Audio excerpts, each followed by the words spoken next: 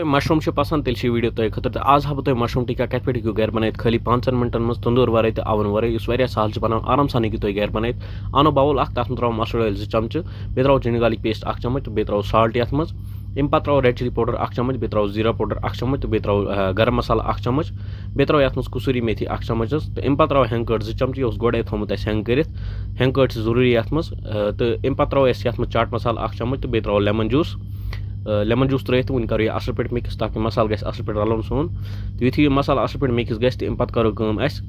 अनो कैप्सिकम 2-3 किस्म हंद तम षटो अत पे तुम स्किप कर नत हूँ त्रित बे आनो कैनन मशरूम त्रो तम तू फ्रेश मशरूम तो ये त्रित असल पे मिक्स कर आनो सीक लागो यह सीकस पे अत पे वन करो आनो जाल सह थो गैस पे गैस करो आन थो यह जाल पे करो यह असल पे रोस्ट